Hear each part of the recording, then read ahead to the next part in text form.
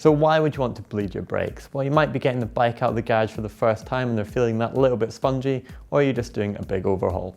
Here's our guide on how to bleed your SRAM or Avid brakes. So for this video, we're going to bleed a set of SRAM's guide brakes. Now for Avid or other SRAM models, there might be a slightly different procedure, so just check out before you go ahead and do so. So to carry out this procedure, we are going to need some specific tools. I've actually got SRAM's professional bleed kit, and it's a very good comprehensive kit. You've got all your spacers that you're going to need, spacers like this, and you've also got your T10 and your T25. You're also going to need a 5mm to take that front wheel off, a tow strap for the bleeding process, and I'd recommend using some disc brake cleaner and a rag just to clean up afterwards and get rid of any residue. Plus, you're going to need some .5 or .4 fluid. It is worth noting that during this process, you're going to be using .5 fluid, and that can be irritating in your skin. So if you want to, you can use nitrile gloves, but I'm just going to be extra careful and try and avoid getting any oil on my skin. We're just going to remove those brake pads. You're going to need your T10 to do so. You're going to take out that small axle and take the brake pads up. Just put them on the side, away from any oil and away from an oily surface. So with the brake pads out, the next thing that we're going to have to do is put that brake block in and also push the pistons back. Now I'm just going to use a flat-headed screwdriver. There is a specific tool to do so, but that's just a luxury and you can actually get away with using that flat-headed screwdriver. So before we go about bleeding the system, let's prepare the syringes. One syringe we're going to fill up halfway. So in this one I've got a nice marking, and I'm going to put around 10 cc's of fluid in it. The second syringe, we're just going to fill that about 1/3 full. So we're now going to create a vacuum by closing off this red catch, and that'll just eliminate any further bubbles that are actually already in the fluid. So just push that. It's quite tight actually. With this closed, we're going to pull that back. It's going to create a vacuum. And you're going to see that there'll be lots of tiny little bubbles just coming up here, and it just releases any further air that's already in the fluid built up. And we're going to hold it vertically. We're actually just going to get rid. There's quite a lot of air you can see that's been built up from decompressing that fluid, so we're just going to get rid of that so it's a fully sealed system. So we're just going to repeat that exact same process for the other syringe now. So before we start the bleeding process, we're just going to have to do one more preparation process. We're going to change the contact point. We're going to adjust that away from the arrow until it's fully open, and we're also going to change the bite point so that's fully open as well. We're just going to use our T25. We're going to loosen off that clamp bolt. We're just going to pop the lever downwards and tighten it back up and keep it there. So let's go ahead and attach the syringes. We're first going to do the caliper, and for that I'm going to use a half-filled syringe, not the 1/3. Now there's a tiny little T10 bolt that I'm just going to loosen off, and that'll allow me to pop the syringe in. So don't worry if you do actually get a little bit of fluid coming out when you attach the syringe. This is totally normal, and when we bleed the system, we're going to counteract that lost fluid. So we're now just going to go about putting the syringe onto that top lever. Now be sure that you are using the third one. The half one went down onto the caliper. So just take your T10 Allen key and remove that small nut.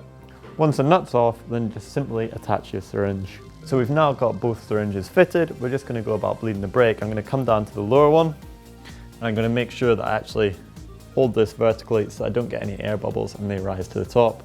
And I'm just going to slowly push that fluid through, and I'm going to keep an eye up top. You can see my fluid's actually quite clear. If you do actually have some discolored fluid, then you want to start the whole process again.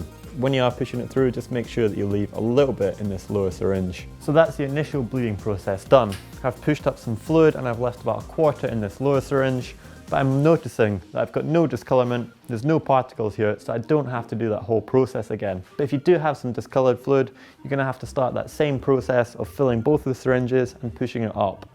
But I'm going to go on to the next step, and I'm actually going to put this toe clip strap around the bars, and I'm going to pull that lever in. And this will allow me to actually bleed the lower caliper. And now I'm just going to close off the top syringe so I can get on to bleeding that lower caliper. So now that we've come down to the brake caliper, what we're going to do is we're actually going to create a vacuum. Now when we push the pistons back, it's quite possible that there's a small amount of air got in behind those pistons, and we're just going to pull that out using the syringe. So just hold the syringe vertically, and you just want to pull that up. And you should notice that coming along the hose pipe, there's going to be a few bubbles. So once you start to see that the bubbles are sort of disappearing, there's not so many of them, then you can actually let go of that syringe, just release it and apply a good amount of pressure just to sort of refill what's been taken out. So we're now going to go about removing that strap and releasing the lever. When you take the strap off, be sure that you want to keep the pressure on the lever, because what you actually want to do is take that syringe vertically again, and you just want to simultaneously push down on the syringe and release the lever, so to keep the pressure in the system, and that will maintain having a vacuum in the entire system. So I've finished simultaneously pushing down on the syringe, and also the lever has now returned to the normal position. So what we're going to do is we're going to close off that lower syringe, and we're actually going to remove it and replace the T10 nut and the cap of the lower caliper. So with the caliper now bled, we're going to come up to the lever and we're going to do a very similar process where we're going to create a vacuum. The first step is we're going to release the clamp, and we're going to create that vacuum by holding the syringe vertically and just pulling. So you can see there's a few air bubbles here. Once you're satisfied that there's sort of not that many bubbles coming through, then we can actually push back down on the syringe, and we can do this a couple of times as well. So when I've been creating that vacuum, I'm now satisfied that there are no more air bubbles coming up when I pull up on the syringe. So I'm just going to shut that back down, push it down, and make sure that it's nicely compressed. The next step is that I'm just going to pull on that lever blade about 10 times. 4, 5, 6, 7, 8, 9, 10. And do that exact same process of creating a vacuum and compressing. It's just going to make sure that any air that's behind the lever blade piston, as you can see, I've got a little bit coming through there, will just disappear. So again, just do that a couple of times until you're pretty satisfied that there's no more air bubbles. 1, 2, 3, 4, 5, 6. So I'm pretty happy there's no more small bubbles coming up through the system. So I'm just going to push down one last time just to equalize the system. There we go. And now I'm just going to close off the bleed valve here, and I can go about removing this upper syringe. So with both bleed caps back on, we're just going to give it all a little clean. I'm going to use a little bit of disc brake cleaner, and that will just break down any oil residue that will be on the caliper and on the lever. So just going to clean off that caliper again, get rid of any oil residue, and then we're going to go about removing that brake block. I'll give in here a little bit of a clean just to make sure there's no any excess oil and get rid of some of the dirt, and then we'll put the pads back in. Pop the pin back in and just tighten it back up. So with the disc brake pads in, all that you've got to do is put that front wheel back in, and then you just want to check that the front brake's working. I'm just going to pump it a few times, and it's feeling pretty powerful and pretty firm. When you take it off the stand, just adjust that back to your favourable position.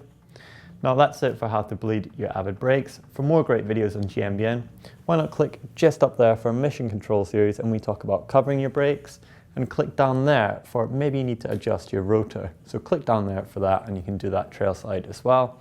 And as ever, don't forget to click in the middle to subscribe. It's free and you get a great video every day of the week. If you found this video helpful, then give us a thumb up like.